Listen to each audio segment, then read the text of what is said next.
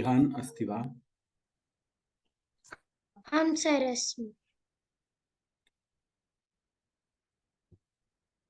येनाक्षरसमाम्नायमधिगम्य महेश्वरात् कृत्स्नं व्याकरणं प्रोक्तं तस्मै पाणिनये नमः। येन धौता गिरः पुंसां विमलैः शब्दवारिभिः तमश्चाज्ञानजं भिन्नं तस्मै पाणिनये नमः।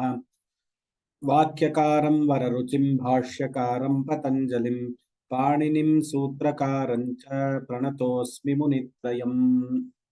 अथ पाणिनीयसूत्रपाठे प्रथमाध्याये चतुर्थः पादः। वदतु विहान। अस्तु। अथ पाणिनीयसूत्रपाठे प्रथमाध्याये चतुर्थः पादः। अथ पाणिनीयसूत्रपाठे प्रथमाध्याये चतुर्थः पादः।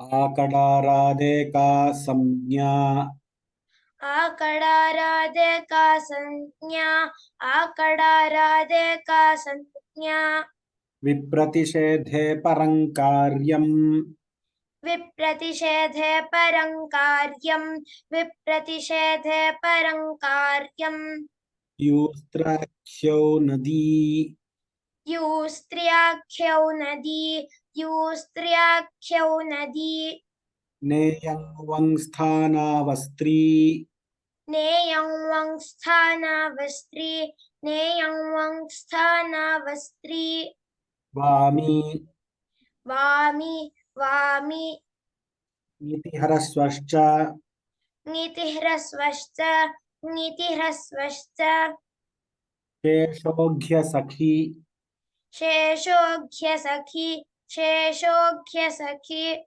पतिः समास एव पतिः समास एव पतिः समास एव षष्ठीयुक्तश्च षष्ठीयुक्तश्छन्दसि वा षष्ठीयुक्तश्छन्दसि वा षष्ठीयुक्तश्छन्दसि वा ह्रस्वं लघु ह्रस्वं लघु ह्रस्वं लघु संयोगे गुरु संयोगे गुरु संयोगे गुरु दीर्घं च दीर्घं च दीर्घं च यस्मात् प्रत्ययविधिस्तदादिप्रत्ययेङ्गम् यस्मात् प्रत्ययविधिस्तदादिप्रत्ययेङ्गम् यस्मात् प्रत्ययविधिस्तदादिप्रत्ययेङ्गम् तिङन्तं पदम् सुप्तिङन्तं पदं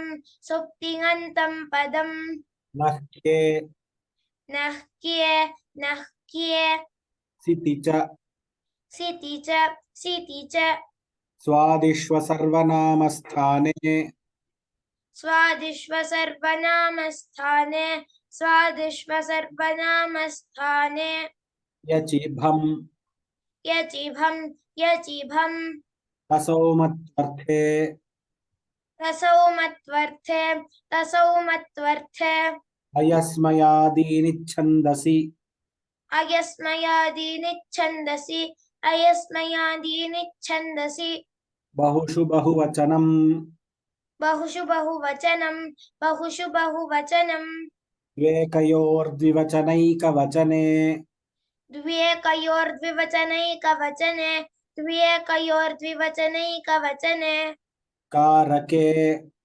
कारके कारके ध्रुवमपाये पादानम् ध्रुवमपाये पादानं ध्रुवमपाये पादानं भीत्रार्थानां भयहेतुः भीत्रार्थानां भयहेतुः भीत्रार्थानां भयहेतुः पराजेरसोढः पराजेरसोढः पराजेरसोढः वारणार्थानामीप्सितः वारणार्थानामीप्सितः वारणार्थानामीप्सितः अन्तर्धौयेनादर्शनमिच्छति अन्तर्धौयेनादर्शनमिच्छति अन्तर्धौयेनादर्शनमिच्छति आख्यातोपयोगे आख्यातोपयोगे आख्यातोपयोगे जनिकर्तुः प्रकृतिः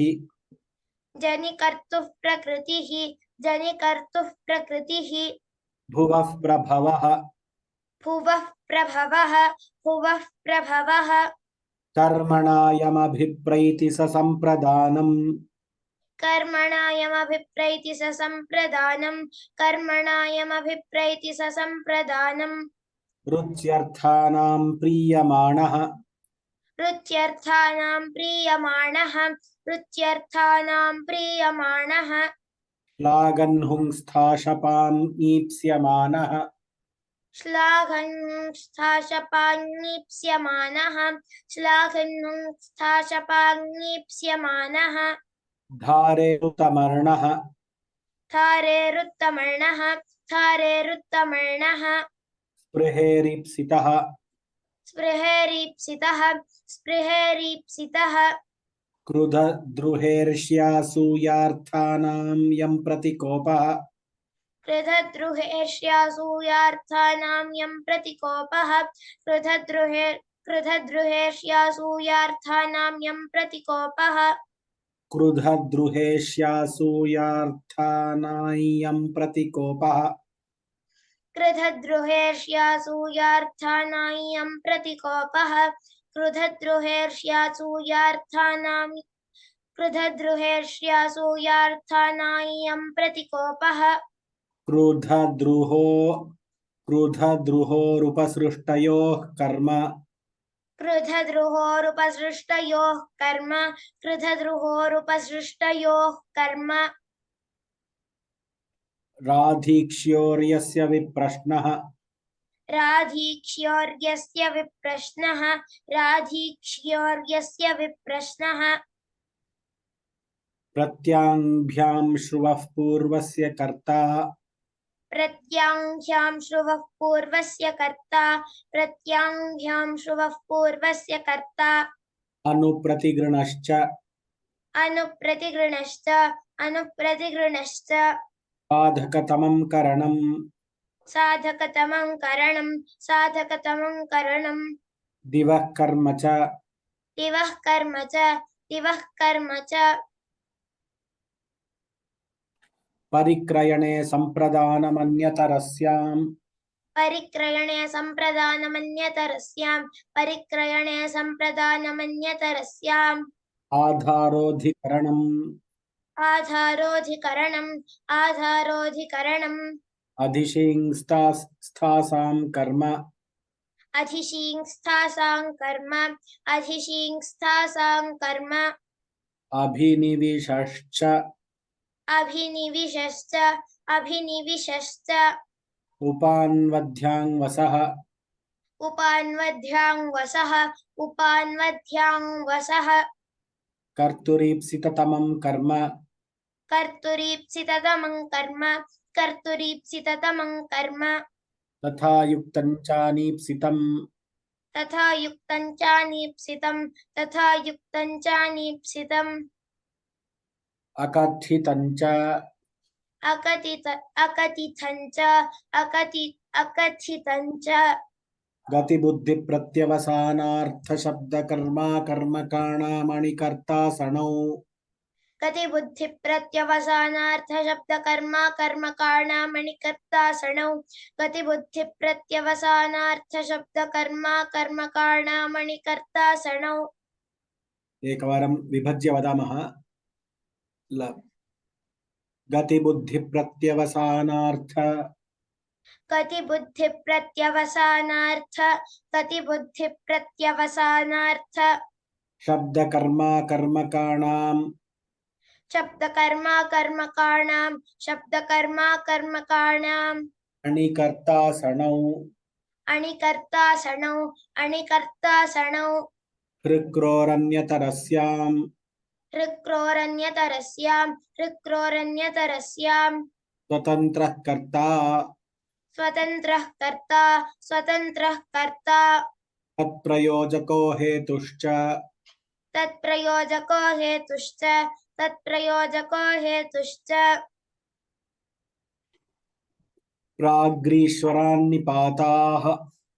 प्राग्रीश्वरान्निपाताः प्राग्रीश्वरान्निपाताः चादयो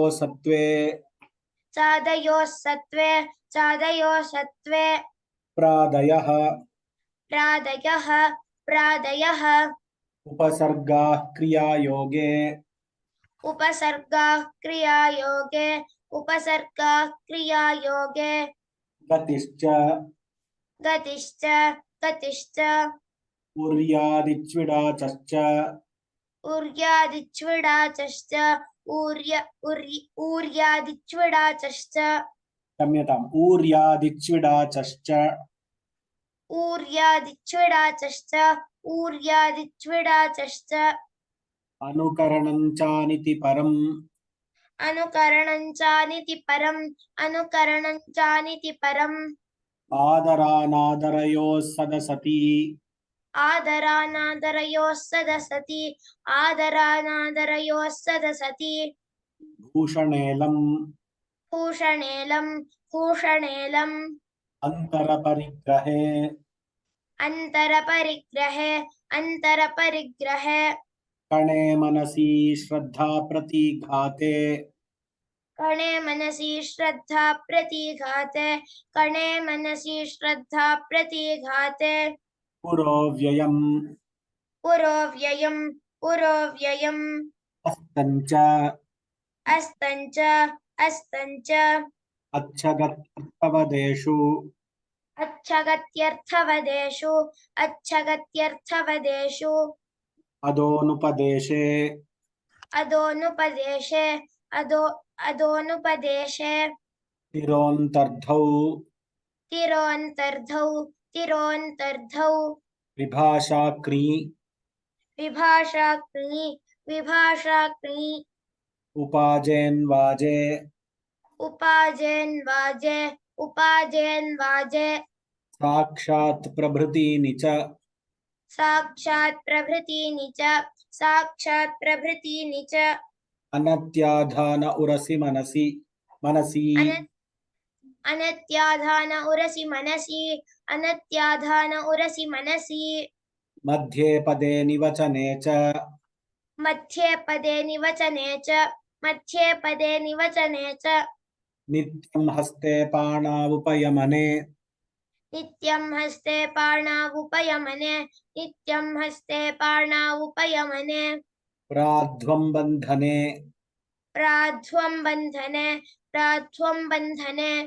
जीविकोपनिषदावौपम्ये जीविकोपनिषदावौपम्ये ते प्राग्धातोः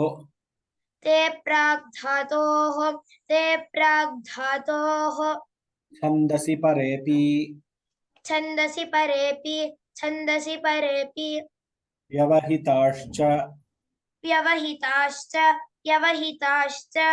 कर्म प्रवचनीयाः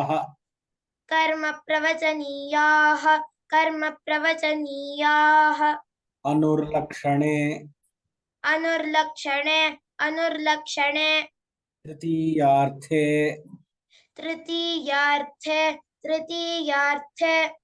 हीने उपोधिके च अपपरीवर्जने अपपरिवर्जने आङ्मर्यादावचने आङ्मर्यादावचने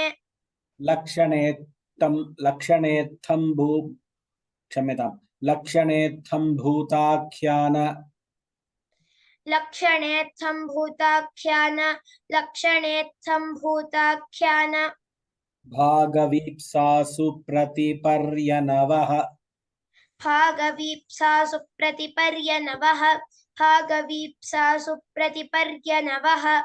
लक्षणेत्थं भूताख्यान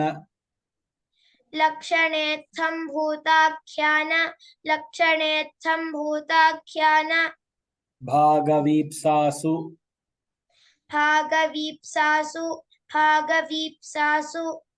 प्रतिपर्यनवः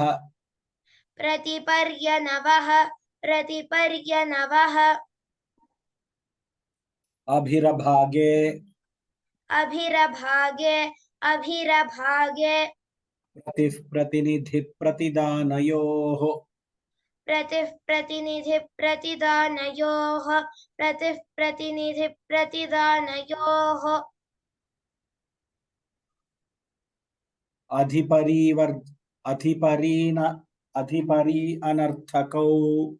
अधिपरी अनर्थकौ अधिपरी अनर्थकौ सुः पूजायां सुःपूजायाम् अतिरतिक्रमणे च अतिरतिक्रमणे च अपिः पदार्थसम्भावनान्ववसर्ग अपिः पदार्थसम्भावनान्वव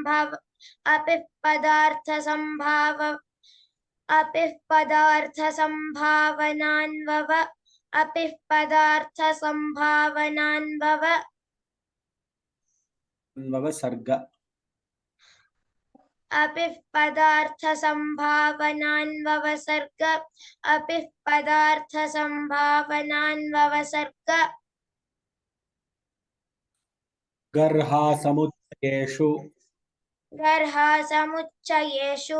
गर्हासमुच्चयेषु अधिरीश्वरे विभाषाक्री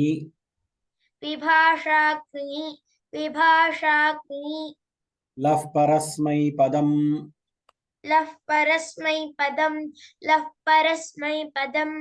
तङानावात्मनेपदम्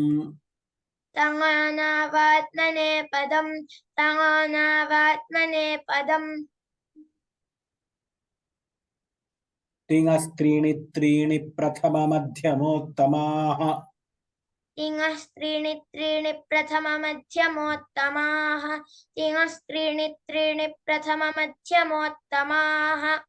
तान्येकवचन द्विवचन बहुवचनान्येकशः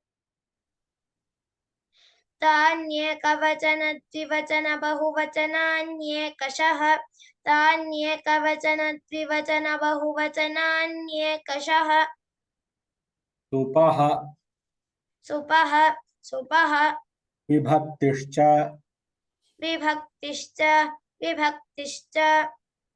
विभक्तिश्च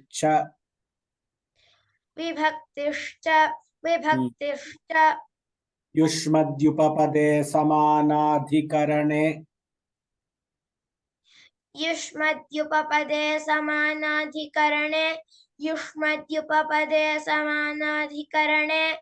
स्थानिन्यपि मध्यमः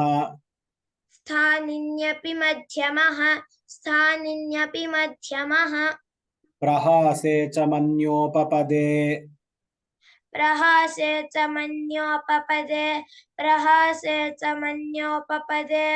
मन्यतेरुत्तम एकवच्च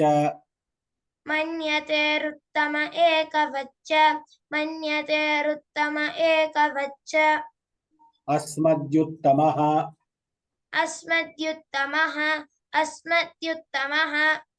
शेषे प्रथमः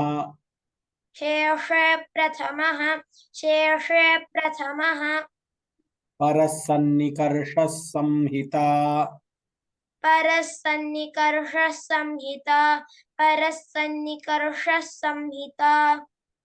विरामोऽवसानम्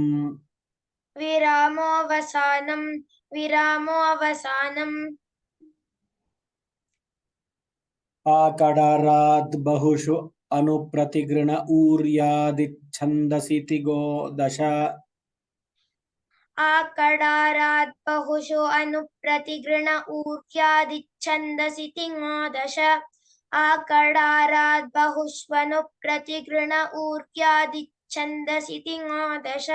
इति पाणिनीयसूत्रपाठे प्रथमाध्याये चतुर्थः पादः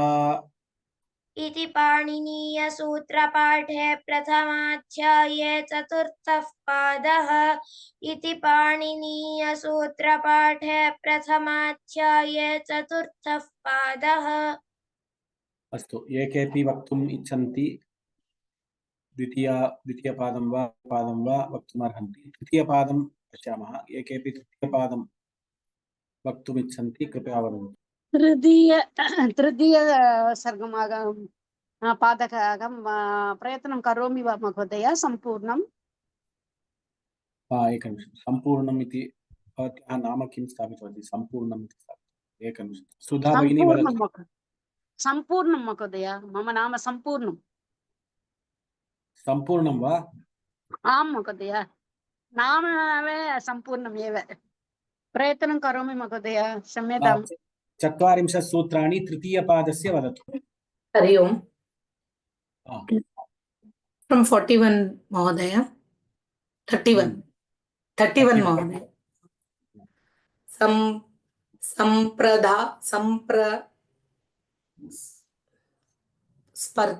स्पर्धायामाङ्गः गन्धनावेक्षपणे सेवनासाः साहसिक्य प्रतियत्न प्रकथनोपयोगेषु क्रियः अधे प्रसहने वे शब्दकर्मणः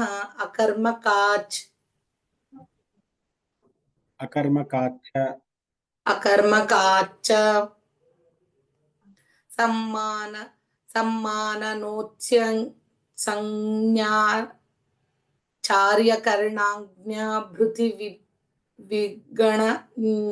विगण व्ययेषु नियः कृतस्थे चाशरीरे कर्मणि वृत्तिसर्गतायनेषु क्रमः उपपराभ्याम् आङ् उद्गमने वेः पादविहरणे प्रोपाभ्यां समर्थाभ्याम् अनुपसर्गाद्वा अपहन्वेज्ञः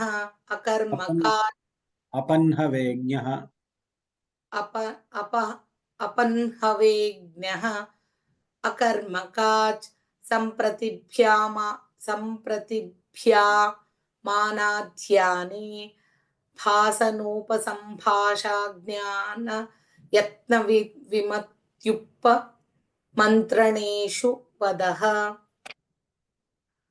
व्यक्तवाचां समुच्चारणे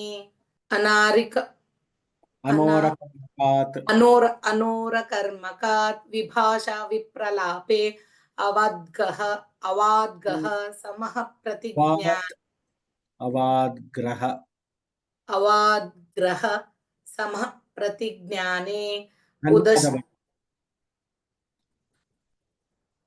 धन्यवादाः रामकृष्ण शास्त्री नमस्कारः सर्वेभ्यः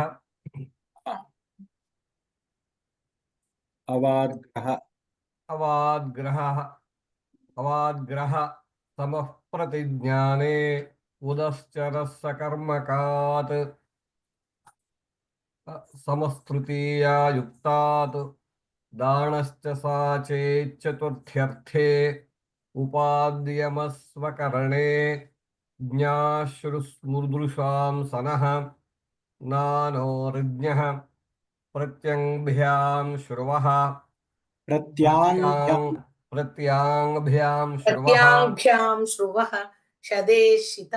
शदेशितः म्रियते लुङ्लिङ्गोश्च पूर्ववत्सनः आं प्रत्ययवत् कृणोनुप्रयोगस्य प्रोपाभ्यां युजेरयज्ञपात्रेषु समः शृणुवः नेरणो यत्कर्मणौ च भुजो न वने नेरणौ यत्कर्मणौ चेत् सकर्तानाध्याने भीष्म्योर्हेतुभये गुरुधिवञ्च्योः प्रलम्भने लियः सन्माननशालीनि करणयोश्च लियः सन्माननशालीनि करणयोश्च मिथ्योपपदात्कृयोऽभ्यासे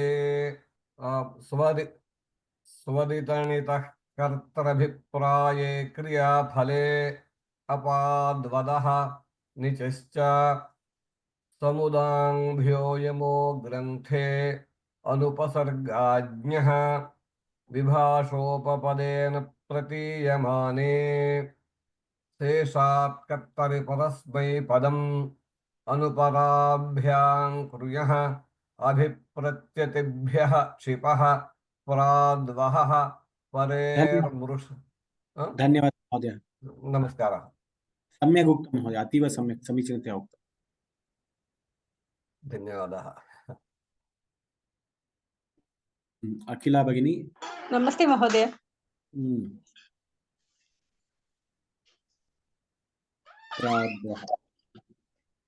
वक्तुं शक्यते वा? आं महोदय, वक्तुं शक्नोमि। अग्रे वक्तव्यं वा अथवा प्रथमपादं वक्तुं शक्नोमि?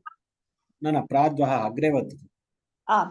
प्राद्वहः परेर्मृषः व्याङ्परिभ्यो रमः उपाच्च बुधयुधनशजनें पृद्रुश्रुभ्योणेः निगरणचल एकं सूत्रं त्यक् विभाषाकर्मकात् विभाषाकर्मकात् बुधयुधनशजनें पृद्रुश्रुभ्योणेः निगरणचलनार्थेभ्यश्च अणावकर्मकात् चित्तवत्कर्तृकात् नपादम्यां यमाङ्यस परिमुह रुचि नृतिवदवसः वाक्यशः द्युद्भ्यो लुङि वृद्भ्यस्य सनोः लुटि च क्लृपः भूवादयः क्रीडोऽनुवेः पादम्रियतेः प्राद्वहस्त्रयोदश इति पाणिनीयसूत्रपाठे प्रथमाध्याये तृतीयः पादः। अस्तु, तर्हि द्वितीयपादम् एकवारं वदतु। आं महोदय। अथ द्वितीयः पादः गाङ्कुटादिभ्योऽङिणङित् विजयिट् विभाषोर्णोः सार्वधातुकमपित् असंयोगाल्लिटिकित् इन्धि भवतिभ्याञ्च मृडमृदगुधकुशक्लिशवदवसहक्त्वा रुदविदमुषग्रहि स्वपि पृच्छसंश्च इकोझल् हलन्ताच्च लिंसि चावात्मनेपदेषु गुश्च वागमः हनस्सि च यमोगन्धने विभाषोपयमने स्थाघोरिच्च नक्त्वा सेट् निष्ठाशीं स्विदिमिदिक्ष्विदिधृषः वृषस्तितिक्षायाम् उदुपधाद्भाव महोदय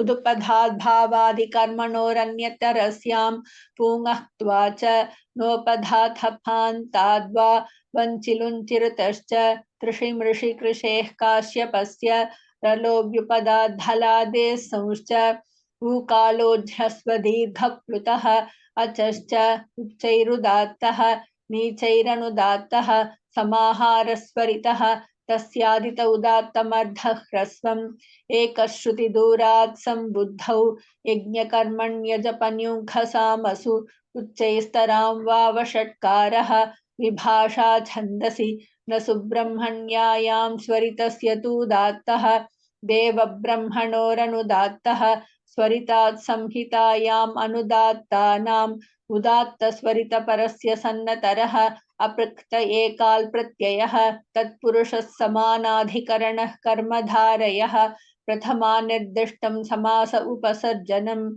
एकविभक्ति चापूर्वनिपाते अर्थवदधातुरप्रत्ययः प्रातिपदिकं कृत्तद्धितसमासाश्च ह्रस्वो नपुंसके प्रातिपदिकस्य गोस्त्रियोरुपसर्जनस्य लुक्तद्धितलुकि इद्गोण्याः लुपियुक्तवद्व्यक्तिवचने विशेषणानां च जातेः तदशिष्यं संज्ञाप्रमाणत्वात् लुब्योगाप्रख्यानात् योगप्रमाणे च तदभावे दर्शनं स्यात् प्रधानप्रत्ययार्थवचनमर्थस्यान्यप्रमाणत्वात् कालोपसर्जने च तुल्यं जात्याख्यायामेकस्मिन् बहुवचनमन्यतरस्याम् अस्मदोद्वयोश्च फल्गुनी प्रोष्ठपदानां च नक्षत्रे छन्दसि पुनर्वस्वोरेकवचनं विशाखयोश्च तिष्य पुनर्वस्वोर्नक्षत्रद्वन्द्वे बहुवचनस्य द्विवचनं नित्यं स्वरूपाणामेकशेष एकविभक्तौ वृद्धो यूना तल्लक्षणश्चेदेव विशेषः स्त्रीपुंवच्च पुमां स्त्रिया भ्रातृपुत्रौ स्वसृदुहितृभ्यां नपुंसकमनपुंसकेनैकवच्चास्यान्यतरस्यां पिता मात्रा श्वश्रश्वश्वा यदादीनि सर्वैर्नित्यं ग्राम्यपशुसङ्घेष्वतरुणेषु स्त्री गाङ्कुटादिदुपधादपृक्तश्छन्दसि पुनर्वस्वोस्त्रयोदश इति पाणिनीयसूत्रपाठे प्रथमाध्याये द्वितीयः पादः। 71 स्वशुरस्वश्रुवा श्वशुरश्वश्रुवा। अस्तु महोदय, सम्यक् उक्तम्, अतीव सम्यक्, धन्यवादः भगिनी। धन्यवादः महोदय। प्रथमपादं वदामि। न मास्तु, भाग्यलक्ष्मी अग्रिमपर्याये वदामः। अस्तु भाग्यलक्ष्मी महोदय। तृतीयपादं वदति वा? नमस्ते आचार्य, न श्रूयते वा? इदानीं श्रूयते। तृतीयपादं तृतीयपादं 40 सूत्रपर्यन्त कण्ठस्थी कृतवती। वदतु भगिनि। अथ तृतीयः पादः भूवादयो धातवः उपदेशे जनुनासिकैत्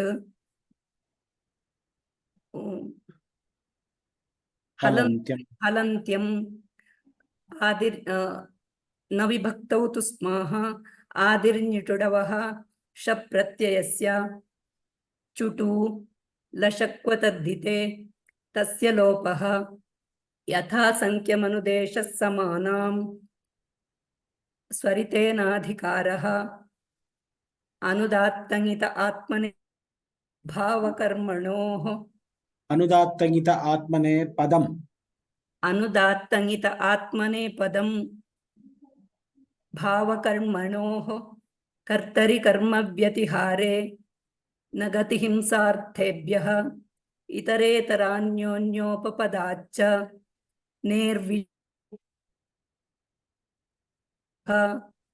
विपराभ्याञ्जेः नेर्विषः। तत्र इंटरनेट त्रुटितं जातं महोदय। एवमेव वदतु। नेर्विषः परिव्यवेभ्यः क्रियः विपराभ्याञ्जेः आङोदोनास्य विहरणे क्रीडोनुसंपरिभ्यश्च समवप्रविभ्यस्थः प्रकाशनस्थेयाख्ययोश्च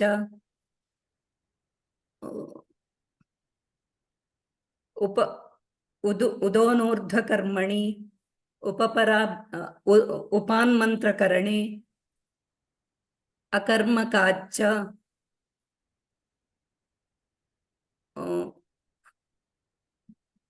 उद्विभ्यां तपः आङो यमहनः समो गमृच्चि प्रच्चि स्वरत्यर्तिष्ठुविधिभ्यः निसमुपविभ्योह्वः स्पर्धायामाङः गन्धनावक्षेपणसेवनसाहसिक्यप्रतियत्नप्रकथनोपयोगेषु कृञः अधे प्रसहने वेशब्दकर्मणः अकर्मकाच्च सम्माननोत्सञ्जनाचार्य ज्ञानयत्न विमत्युप सम्माननोत्सञ्जनाचार्य ज्ञान सम्माननोत्सञ्जनाचार्य करणज्ञान भृतिविगणनव्ययेषु कृञः नियः कृञः न नियः नियः नियः कर्तृस्थे चाशरीरे कर्मणि वृत्तिसर्गतायनेषु क्रमः उपपराभ्याम् आङो उद्गमने। तत्पर्यन्तम्। उत्तमं भगिनी, सम्यक् प्रयत्नं कृतवती। धन्यवादः। इतोपि अभ्यासकरणेन अतीव समीचीनतया आगच्छति। पद्मावती भगिनी, महोदय श्रूयते वा? 41 तः वक्तुं शक्यते वा? आं वदामि महोदय। वेपादविहरणे प्रोपाभ्यां समर्थाभ्याम् अनुपसर्गाद्वा अपन्हवेज्ञः अकर्मकाश्च सम्प्रतिभ्यामनाध्याने भासनोपसम्भाषणाज्ञानयत्न वदः व्यक्तवाचां समुच्चारणे व्यक्तवाचां समुच्चारणे व्यक्तवाचां समुच्चारणे अनोरकर्मकात् विभाषा विप्रलापे अवाद्ग्रहः समः प्रतिज्ञाने उदश्चरसकर्मकात् समस्तृतीययुक्तात् दानश्च चेच्चतुर्थ्यर्थे उपाद्यमहस्वकरणे ज्ञासृस्पृदृशां सनः नानोर्ज्ञः प्रत्ययाङ्ग्यां श्रुवः शदेशितः प्रत्याङ्ग्यां श्रुवः प्रत्याङ्ग्यां श्रुवः शदेशितः म्रियते लुङ्लियोश्च पूर्ववत्सनः म्रियतेर्लुङ्लिङोश्च म्रियते लुङ्लियोश्च म्रियतेर्लुङ्लियोश्च लुङ्लियोश्च नास्ति लुङ्लिङोश्च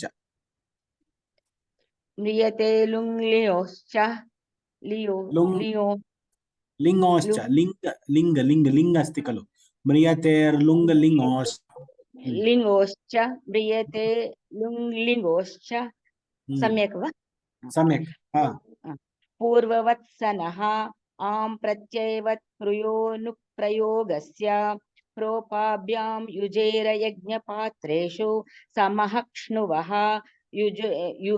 भुजो न वने नेरणो यत्कर्मणो चेसा कर्तनाध्याने सकर्तानाध्याने नेरणो यत्कर्मणो चेसा कर्तानाध्याने भीष्मयोर्हेतुभये वृत्तिवंश्यो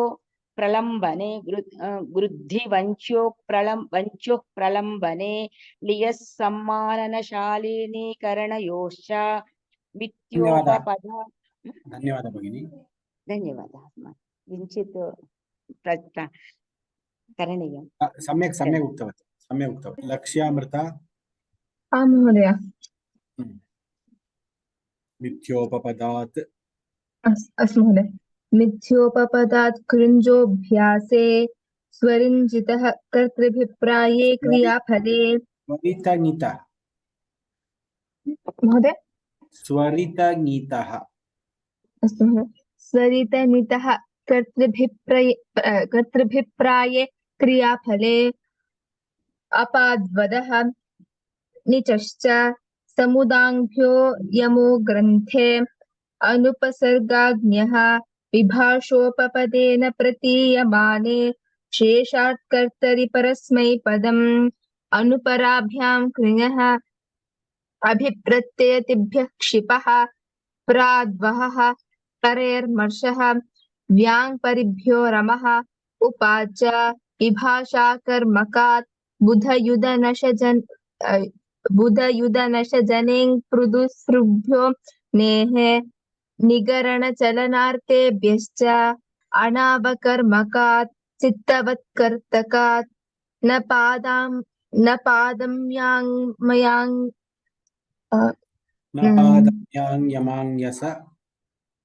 न पादम्याङ्मयानस परिमुहरुचि धृतिवदवसहं वाक्यशः द्युद्युद्भ्यो लुङ्गी वृद्भ्यः स्यसनोः लुटि च कृपः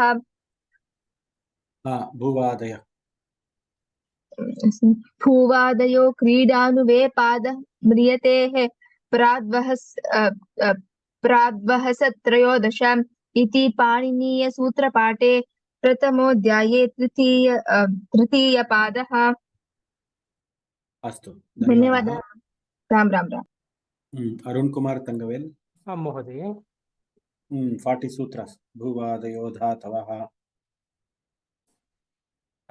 उपदेशे जननासिकयित् फलन्त्यं न विभक्तौ तुस्माः आदिर्युटुडवः शफ् प्रत्ययस्य टुटो लशक्वतद्धिते तस्य लोपः यथा संख्यमनुदेशः समानां स्वरितेनाधिकारः अनुदातङित आत्मनेपदं भावकर्मणोः कर्तरिकर्मव्यतिहारे न गतिहिंसाथेभ्यः इतरेतरान्योन्योपपदाच्च निर्विषः परिभवेभ्यः क्रियः विपराभ्याञ्जेः आङ्गोदो नास्य विहरणे क्रीडोनुसम्परिभ्यश्च समवप्रविभ्यस्तः प्रकाशनस्थेयाख्ययोश्च उदोनूर्ध्वकर्मणि उपान्मन्त्रकरणे अकर्मकाच्च उद्विभ्यान्तपः आङ्गो यमहनः समोगं रुच्छिप्रच्छिस्वरत्यर्तिषुविधिभ्यः निसमुपविभ्योह्वः स्पर्धायाम् आङ्गः गन्धनावक्षेपणसेवनसाहसिक्यप्रतियत्नप्रकथनोपयोगेषु कृञः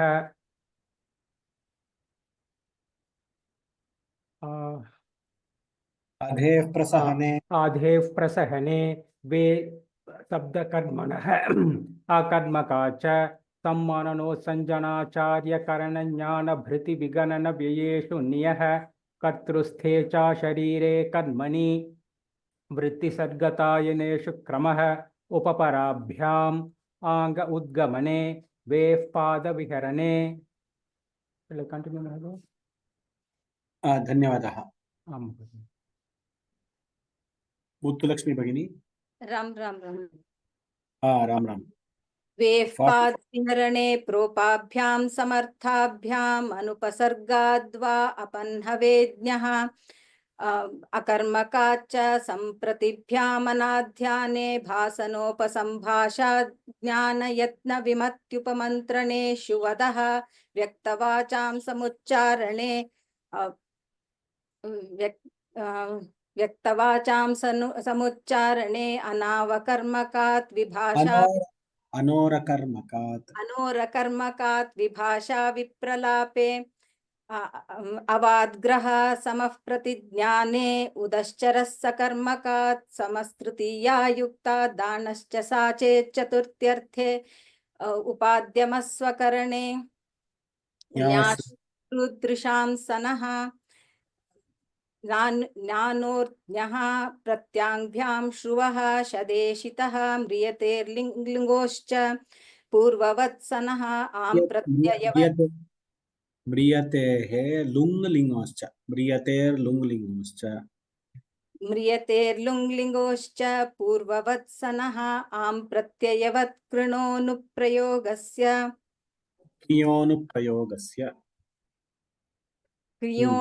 आं प्रत्ययवत् क्रियोनुप्रयोगस्य प्रोपाभ्यां युजेर यज्ञपात्रेषु समः क्ष्णुवः भुजे नवने नेरणौ भुजो नवने नेरणौ यत्कर्मणौ चेत्सकर्ता नाध्याने भीष्मयोर्हेतुभये गृदिवञ्चोर्प्रलम्बने लियः सम्माननशालिनीकरणयोश्च मिथ्योपपदात् क्रियोऽभ्यासे स्वरितङ्गितकर्तृभिप्राये क्रियाफले स्वरितङ्गितकर्तृभिप्राये क्रियाफले अपाद्वदः निचश्च समुदाङ्भ्यो यमो ग्रन्थे अनुपसर्गाज्ञः विभाषोपपदेन प्रतीयमाने शेषात् कर्तरि परस्मै पदम् अनुपराभ्यां क्रियः अभिप्रत्यतिभ्यः क्षिपः आद्वहः परे मृषः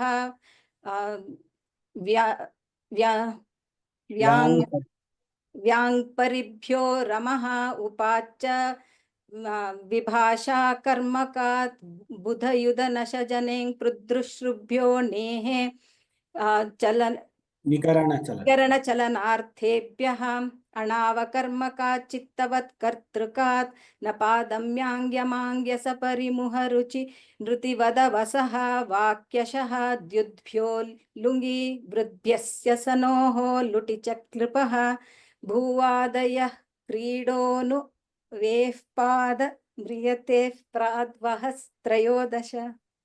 लुटि च क्लृपः क्लृपः नास्ति क्लृपः। लुटि च क्लृपः तावदेव। ल इत्येव तत्र स्वरस्य उच्चारणम्। धन्यवादः। अस्तु धन्यवादः। सम्यक् उक्तवती मुत्तुलक्ष्मी भगिनी। चित्रा भगिनी। नमस्कारः महोदय। पुनः तृतीयपादः एव वा? तृतीयपादं 20 सूत्राणि वदतु। अस्तु महोदय। भूवादयो धातवः उपदेशे तु नासिक इत् हलन्त्यं न विभक्तौ तु स्माः आदिर्निटुडवः शक् प्रत्ययस्य चुटु लशक्व तद्धिते तस्य लोपः यथा संख्यमनुदेशः समानां स्वरितेनाधिकारः अनुदात्तज्ञित आत्मनेपदं भावकर्मणोः कर्तरि कर्म व्यतिहारे न गतिहिंसार्तेभ्यः इतरेतरान्योन्योपपदाच्च नेर्विषः परिव्यवेभ्यः क्रियः विपराभ्यां जेहे आङोदो नास्य विहरणे क्रीडोऽनुपसम्परिभ्यश्च। अग्रे वदामि वा महोदय? 21 अभवत्।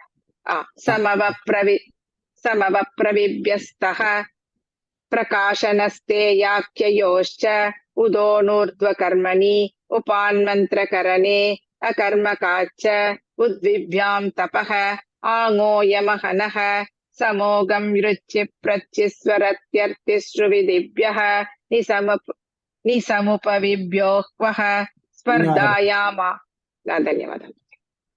मिथिला भगिनी आयामाङः कथायामाङः गन्धनावक्षेपणसेवनसाहसिग्नप्रतियत्नप्रकथनोपयोगेषु क्रयः अथे प्रसहने वेशप्तकर्मणः अकर्मकाच्च सम्माननोत्सञ्जनाचार्यकरणज्ञानभृतिविगणनव्ययेषु नियः कर्तृस्थे च शरीरे कर्मणि वृत्तिसर्गदायनेषु क्रमः उपपराभ्याम् आङ उद्गमने वेः पादविहरणे प्रोपाभ्यां समर्थाभ्याम् अनुपसर्गाद्वा अपन्हवेज्ञः अकर्मकाच्च सम्प्रतिभ्यामनात्याने भासनोपसम्भाषाज्ञानयत्नविमत्युपमन्त्रणेषु वदः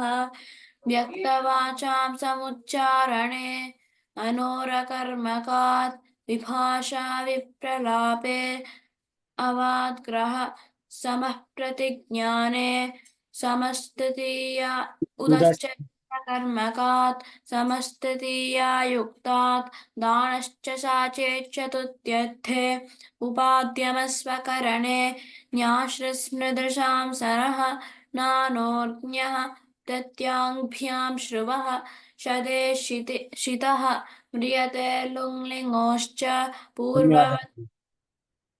भवत्याः परिचयः भवती कुत्र वसति भगिनी? किं? भवती कुत्र वसति? मिनेसोटा नगरे वसामि। एवमेव। सम्यक् उक्तवती। धन्यवादः।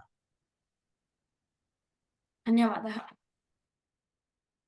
अग्रिमकक्षायाम् इतोपि अभ्यासं कुर्मः। सर्वे निधानतया कण्ठस्थीकरणं कुर्वन्तु। तक्षणेव पश्यन्तु, अद्य 3 वारं 5 वारं पुनरावर्तनम् अभूत्। कक्षायाम् आगच्छन्ति चेदेव अस्माकं श्रवणं भविष्यति, अनन्तरम् आवर्तनमपि भविष्यति। कृपया सर्वे यथाक्रमं कक्षायाम् आगच्छन्तु। अग्रिमसप्ताहे पश्यामः।